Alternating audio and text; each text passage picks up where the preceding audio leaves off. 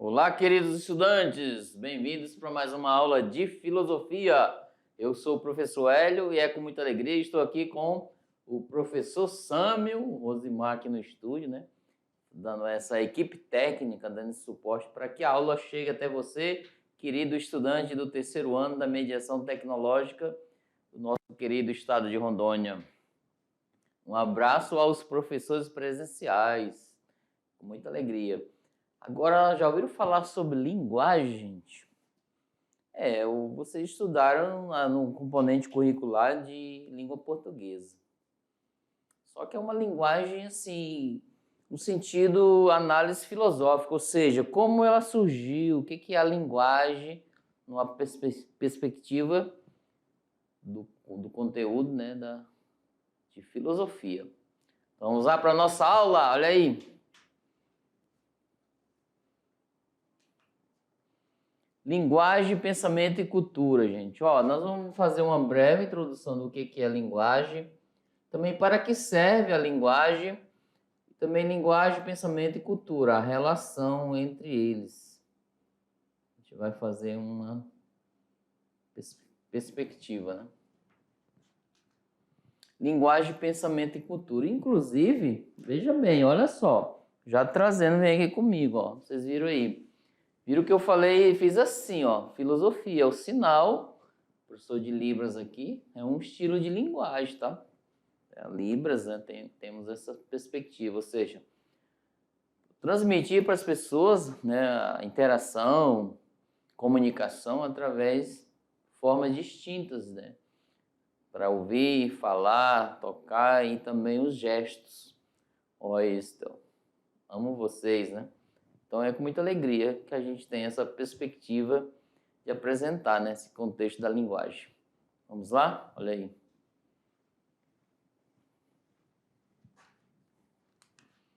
O que é linguagem, gente? O conceito, né, no âmbito da linguagem, a gente se comunicando aqui, ela é um instrumento que nos permite pensar e comunicar o pensamento, tá?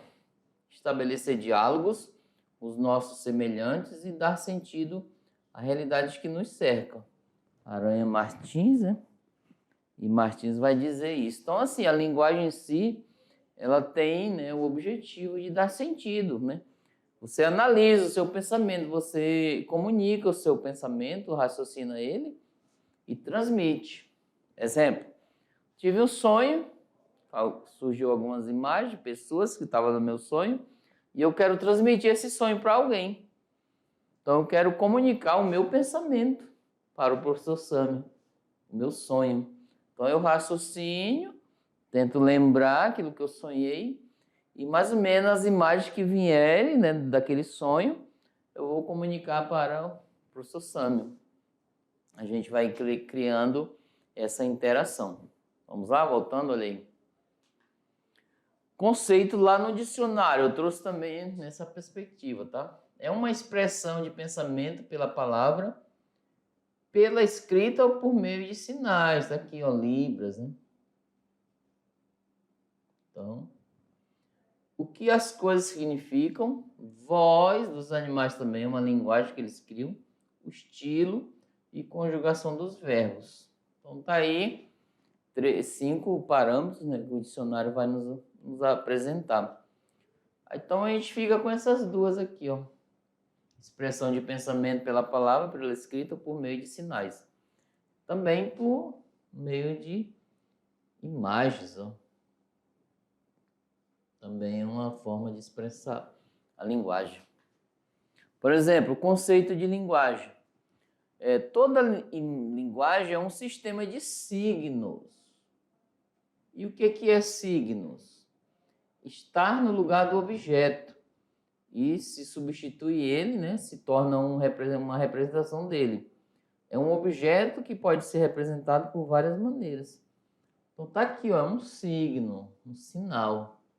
Que sinal é esse? Qual é essa plaquinha? Qual é o sinal que ela está expressando? Nós conhecemos sinais, já iniciamos na vida, no trânsito, com aquele verde, o amarelo e o vermelho. Então, muitas pessoas já sabem, né, no cotidiano que o sinal verde pode seguir, o amarelo dá uma atenção e o vermelho pare. Esse sinal que nós temos aqui, ele, uma perspectiva, olha, é uma pista para bicicletas. Aquele que vem no veículo sabe, olha, tem uma placa ali, já diz tudo, ó, tem ciclista na área. Em alguns momentos pode ser um animal ali dentro, um estudante, olha só, escola, atenção, escola. Qual seria lá o sinal? Faixa de pedestre, qual seria o sinal ali, um objeto? Então são signos que nós utilizamos no nosso cotidiano, no nosso dia a dia. Se você, quando chegar o momento, os 18 anos, for tirar a habilitação para dirigir carros, motocicleta, etc., vocês vão estudar vários, tá? Vários sinais, vários signos, várias placas de trânsito. São muitas mesmo, até cair na prova, na avaliação. Então, a todo instante, olha só esse sinal aqui, ó, esse signo. Esse é o Φ, a letra Φ do alfabeto grego, o minúsculo. É representação da filosofia. Às vezes as pessoas me param e perguntam, que sinal é esse? É o da filosofia, né? O Φ, do alfabeto grego. Ele tem essa versão minúscula e em maiúscula, que vai... Na próxima eu apresento para vocês. E aí na escola, e aí lá na sua comunidade, qual é o sinal? E aí na sua comunidade indígena e quilombola, quais os tipos de sinais que vocês usam? Manda pra gente aí no grupo, pra gente se interagir. Olha, professor, esse sinal aqui representa isso, isso, isso. Então os sinais, eles estão em todas as partes, tá? E às vezes uma imagem, enquanto sinal, ela diz tudo. Todo um texto. No componente curricular de língua portuguesa, você às vezes faz uma redação com uma única imagem. Ou, na redação, você pode representar ela por uma imagem só. Todo o contexto. Muito legal isso, tá? Vocês podem comunicar a pessoa através de sinais, através de texto e etc. Voltando, olha aí.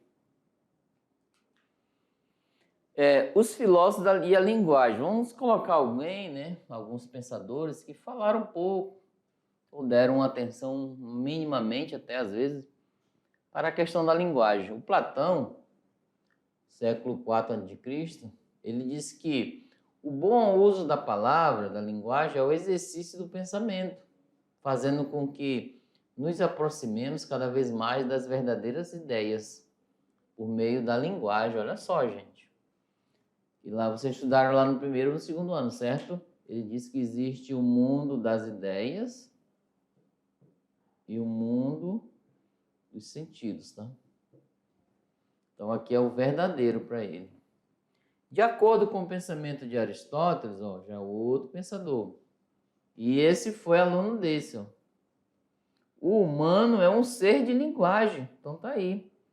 É a linguagem que nos faz humanos, nos diferencia dos outros animais. Então tá aí um dos pontos, né, no pensamento de Aristóteles, que o que nos distingue dos animais são a nossa linguagem. Porque os animais, para se comunicar, eles têm um tipo de linguagem, que é o som, né, o ruído, é um instinto que eles têm, né, do estilo deles. Não é assim que nem nós, né, temos a inteligência de discernir, etc. Mas eles entendem entre si, tá? Aqueles sinais. Mas a linguagem em si, comunicativa, essa nossa que nós usamos hoje, ela é propriamente dos seres humanos, ok? Vamos lá? Por exemplo, Thomas Hobbes, já na Idade Moderna. A linguagem foi a mais importante das criações, ó. Sem ela, não seria possível comunicação aos homens, nem ao Estado, nem à sociedade, nem contrato, nem paz. Então, assim, sem a linguagem, ó, ela que nos possibilitou essa comunicação. Então, para ele vai dizer, ó, sem essa linguagem não teríamos essa comunicação com os homens, com o Estado, com a sociedade em si, nem um contrato, nem paz. Segundo ele, a linguagem é uma invenção fecunda para prolongar a memória dos tempos passados, estabelecer a conjunção da humanidade. Aqui, ó, entra a questão da história. Componente curricular de história. Então tá aí. A linguagem, ela permite isso, uma invenção que é fecunda, tá aí, ó, para prolongar a memória dos tempos, a história, né, os acontecimentos. Os acontecimentos aí na sua comunidade, é através da linguagem que permite-nos que, ó, aquele fato ficou muito importante na nossa escola. E eles podem até lembrar 2, 3 anos na frente, até mais. São os fatos históricos e fecundos, através da linguagem, nós o lembramos, trazendo-nos à tona, né, dessa perspectiva. Continuando a lei. Agora sim, o Thomas Hobbes, em sua obra, essa obra dele, ó, o Leviatã, ele diz que o uso da era geral da linguagem consiste em passar, né, o nosso discurso mental para um discurso verbal. Então tá aqui, ó, raciocínio primeiro, você raciocina e depois transmite, fala, ou cadeia de nosso pensamento para uma cadeia de palavras. Agora entra essa questão, veja bem. Quem aí de vocês, olha só, vamos lá, até o professor Sami aqui. Quem aí de vocês, passa para nós, professores presenciais aí, tem dificuldade de transmitir as ideias para o texto? Tem a hora da redação, revisa aquela redação que eles fazem.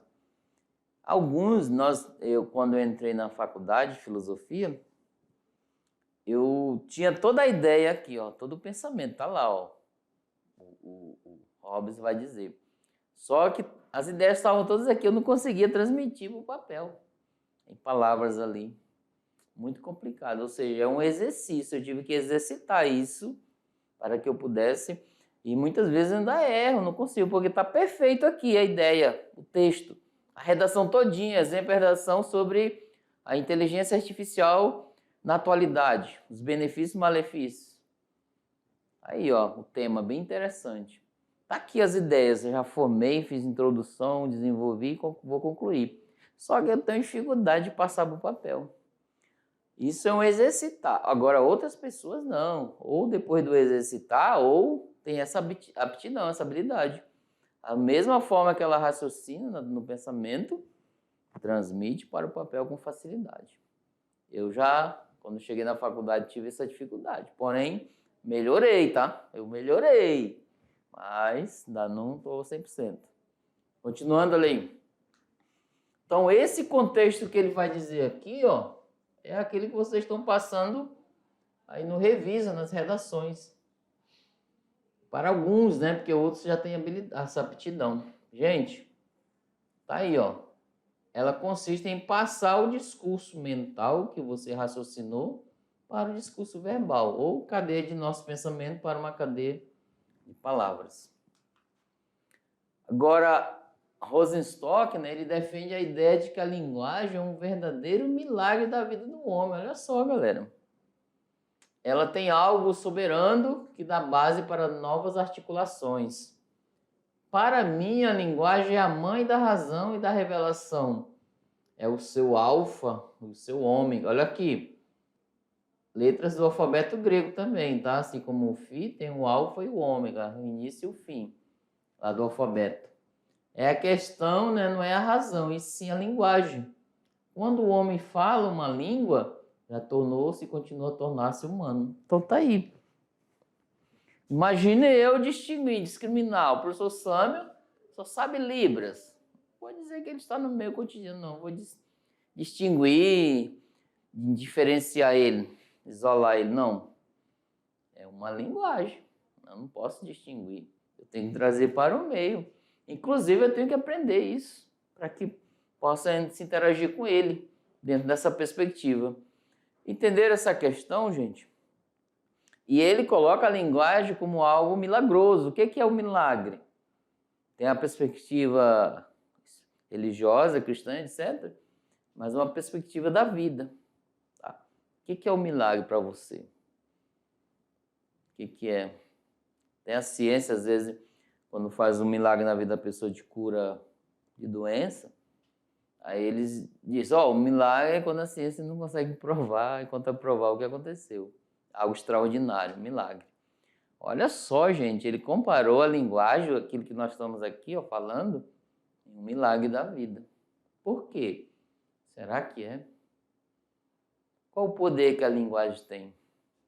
Tem muitos, de comunicar, interagir, né? Muita perspectiva. Às vezes, na comunicação, eu estou comunicando a alguém, eu falo algo aqui, isso pode interromper lá no ouvido do outro.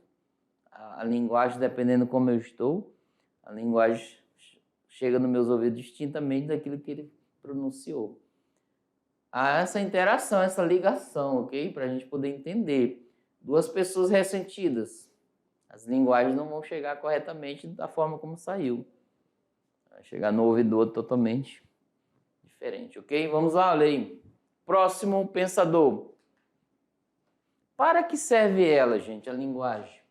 Rosenstock, desculpa, é o Jacobson, ele propôs o estudo de 6 funções da linguagem. 6, Vou colocar aqui o número. Que é a função referencial, a linguagem possui essa, por quê? Porque ela é orientada para o contexto da comunicação. Tudo está em nossa volta. Exemplo, hoje está frio. É no cotidiano, a linguagem referencial. É tudo que está em nossa volta.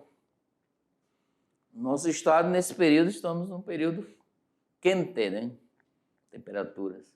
Então, essa é uma linguagem referencial. As pessoas a todo instante estão falando, temperatura muito alta. Inclusive, não só no nosso estado, pode abranger no âmbito Brasil, planeta, etc. Ok? Então, segundo Rosenstock, né? Jacobson, desculpa, a linguagem referencial. A segunda, vamos lá. Função expressiva, gente. A linguagem está centrada no emissor que declara sua atitude afetiva. Exemplo, o poeta. Então, assim, olha só. A poesia em si é uma linguagem expressiva, é uma linguagem que eu estou expressando para alguém, né? Eu estou, assim, algo romântico, romantizado. Eu vou transmitir aquilo através da poesia. Muito interessante, olha só. Então, ela é referencial do meu cotidiano, ela é expressiva no âmbito das poesias, etc. Até música, vocês podem incluir nesse âmbito. Olha só as funções que ela tem, a linguagem. Né? Bem em perspectiva isso. Vamos lá, continuando. A função conotativa é a terceira, que é direcionada ao destinatário, invocando o exemplo. Ei, você aí. A gente usa. Agora entra a questão da língua portuguesa, olha só. Ei, já entendi, você está pegando alguém dizendo, quero falar com você. Aí, segundo os sinais, é uma exclamação. É exclamando, né? Expondo. Então, essa é a conotativa, tá? Inclusive, vocês até estudaram no âmbito do componente curricular de português. Vamos lá, continuando. E a próxima é a função fática. Ela serve para estabelecer e manter ou romper a comunicação. Exemplo, bem, pois, aqui nos componentes curriculares de língua portuguesa, a gente chama isso aqui de... Como é que fala? Bem, pois... Conectivos, né? Será? Interjeição. Então, é nessa perspectiva que vai colocando, tá? E a quinta. Funções... Desculpa.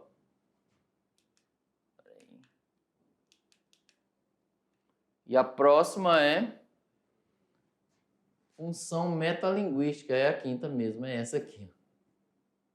Tira este. É uma linguagem fazendo comentário, gente, metalinguística de outra linguagem. Exemplo, leitura de uma obra de arte. Exemplo, olha aqui. O professor pede para vocês fazerem um resumo, uma resenha de um livro ou de um texto. Essa é uma metalinguística, tá? Ou seja, vocês vão fazer um comentário já de outra linguagem, de um texto. Ou de uma imagem de arte, está lá a imagem, linda, maravilhosa. Faça a análise textual daquela imagem. Vocês vão escrever o que entendeu, o que verificou nela. Então, é uma metalinguística aí, ok? Próximo, olha aí. Função poética, ela visa a mensagem em si, colocando em evidência o quê? A própria forma. Exemplo, estética. Aí entra a questão da filosofia estética, né? Lá do segundo ano. Análise das questões artísticas. Agora, nós temos tipos de linguagem. Nós vimos a função, tá? Agora os tipos. Temos a formal, galera, ó. O que é uma linguagem formal? Olha só, vocês vão ver isso aqui, ó. Acho que vai ajudar vocês.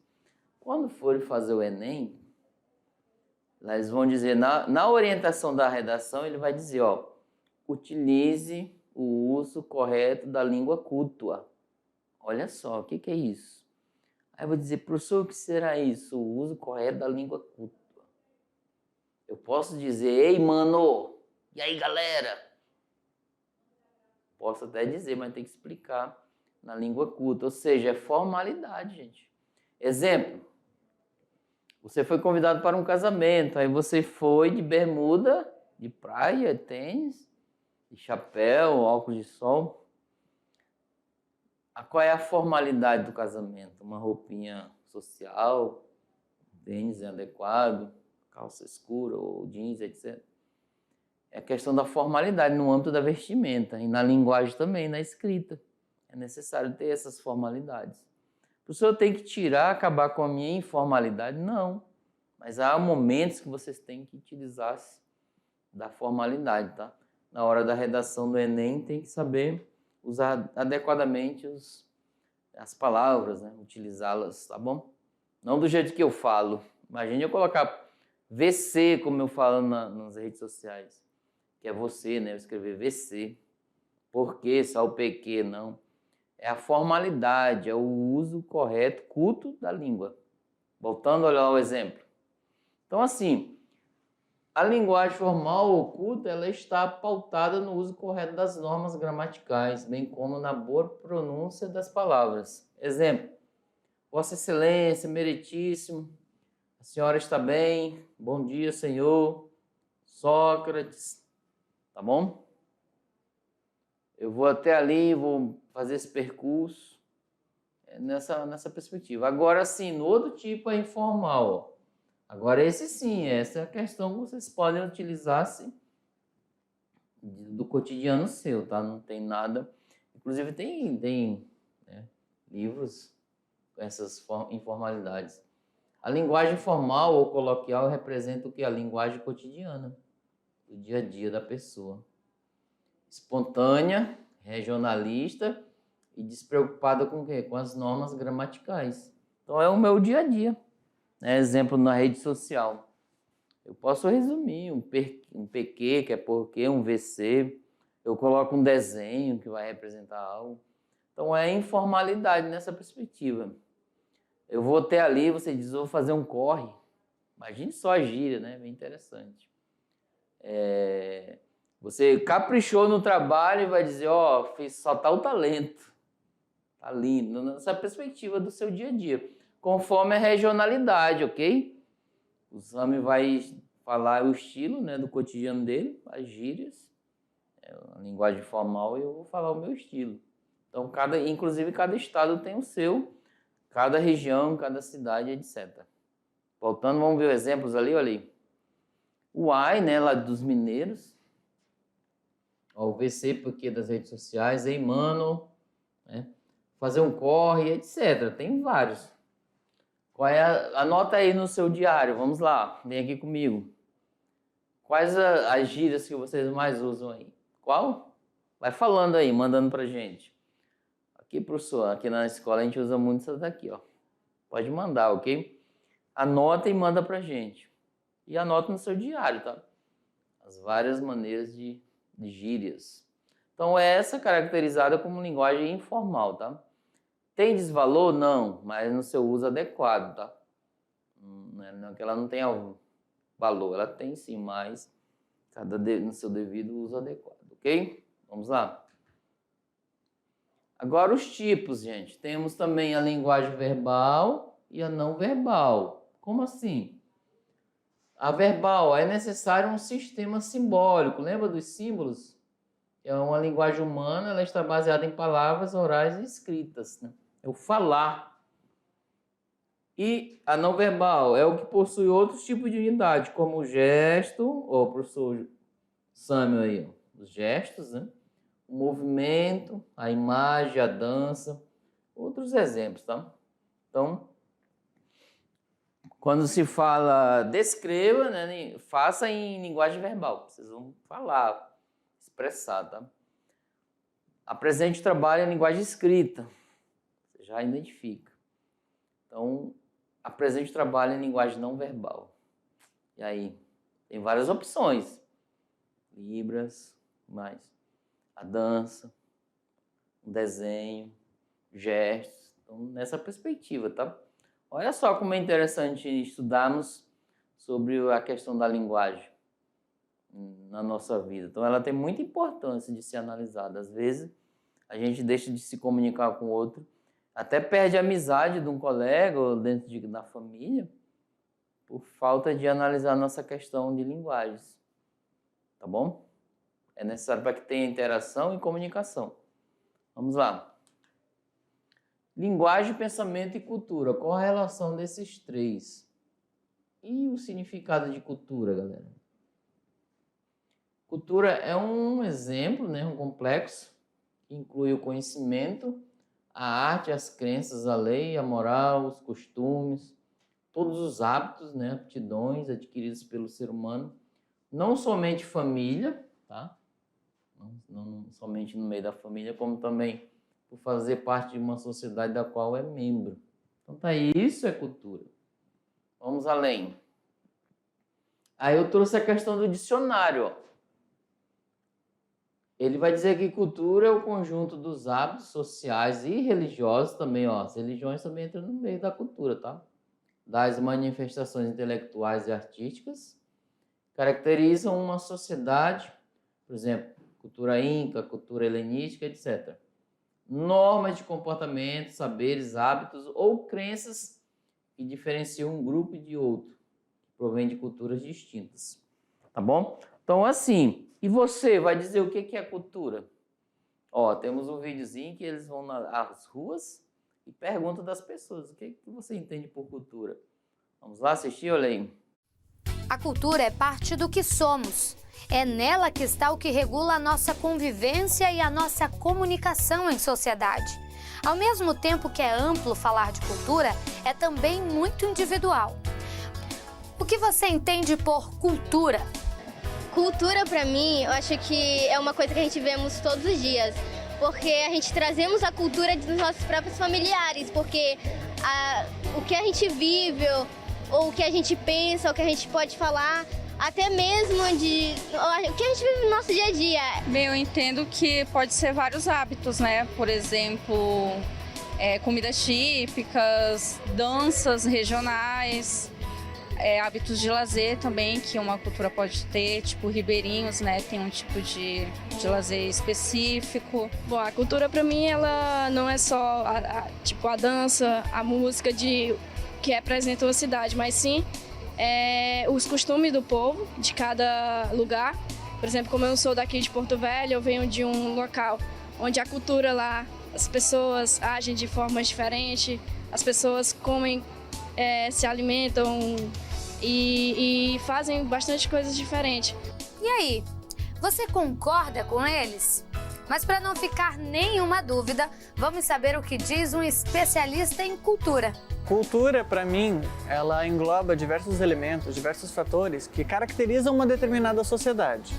Desde elementos tangíveis, como a vestimenta, objetos, símbolos, como elementos intangíveis, que seriam as leis, normas que regulamentam o comportamento da sociedade. No meu entendimento, isso é cultura. Olá, queridos! E aí, o professor presencial já entrevistou vocês? O que é cultura? Podem falar, cada um vai ter uma forma de explicar, de explanar, né, sobre o que você entende por cultura. Vamos adiante conhecer mais, além. Ó, tem razão, né, Heidegger e Gadamer, né, que é quando proclama que a linguagem é o solo da cultura, é só a relação. Já achei uma relação, tá? Entre cultura e linguagem. Então, assim, a linguagem em si é o solo, né? Tá aqui o solo no chão e a cultura está em cima aqui, ó. Entendida, né?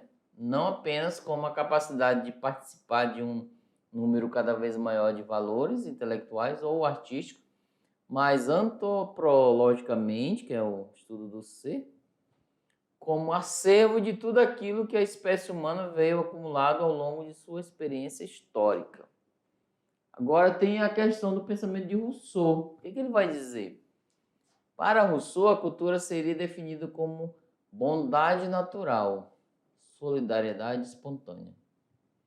Tá bom? Agora Voltaire e Kant, o que ele vai dizer sobre cultura? Os dois, ele vai dizer que a cultura e civilização representavam ambas o processo de aperfeiçoamento moral e racional da sociedade.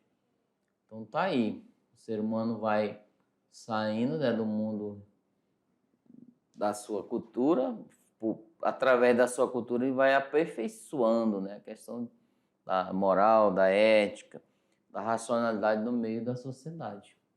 Então, dentro dessa perspectiva que ele vai avançando seus questionamentos, né, suas ideias. Agora, Hegel, ele compreendida, né, diz que a cultura é compreendida em sua relação com a história. A cultura é definida como um conjunto organizado dos vários modos de vida de uma sociedade. Então tá aí. Exemplo, vamos lá. Se eu for agora aí na sua escola, veja bem. Se eu for agora aí na sua escola, eu quero fazer uma análise. Conhecer bem ela. Então eu vou analisar os costumes, né? Os seus feitos, seus estilos, a alimentação, né, que tem na escola, as vestimentas, a forma como as pessoas cumprimentam os outros, conversam. Então são os costumes, eu vou analisar e vou ver, olha, a cultura dessa escola é isso, pela análise que eu fiz. Veja bem, né? É o conjunto organizado dos vários modos de vida de uma sociedade. Então tá aí, eu vou dizer, ó, essa é a cultura. Continuando ali. Agora o Hegel vai além, ó. A concepção de cultura, ela estaria o quê? Relacionada com as formas como os homens vão compreendendo, representando e se relacionando com os vários elementos e componentes de sua existência. O trabalho, a religião, a linguagem, a ciência, as artes e a política. Então tá aí. É relacionado a isso. Cultura do trabalho, da religião, da linguagem da pessoa. Tá aqui entra aquela questão informal e formal, né? Entre as gírias, né? O jeito de falar, etc. Então, bem nessa perspectiva. Olha só, a linguagem é um instrumento que faz o quê? Que nos permite pensar e comunicar o pensamento, estabelecendo diálogos com os nossos semelhantes. Assim afirma Hegel. A cultura é definida como um conjunto organizado dos vários modos de vida de uma sociedade. Então tá aí. Nessa perspectiva, veja bem, nessa perspectiva pode-se dizer, destacar aqui, que a cultura são tudo aqueles modos, aquelas construções que nós vamos produzindo ao longo da caminhada da história, desde o início, culturalmente. As produções, porque nós, por natureza, assim como diz Aristóteles, somos seres políticos, somos seres sociáveis, né, de sociedade, e somos seres culturais, ou seja, estamos em volta de várias culturas, né, transformando, né, todos os ambientes. Ou seja, a natureza está aí. Por exemplo, eu pego, né, aqui os gregos pegaram essas pedras da natureza, pegaram as pedras, transformaram, esculpiram e fizeram a cultura dele, dos gregos antigos, lá da Grécia. Os egípcios, está aqui, ó. construíram várias pirâmides, né, enormes, e até hoje elas são enigmáticas, né?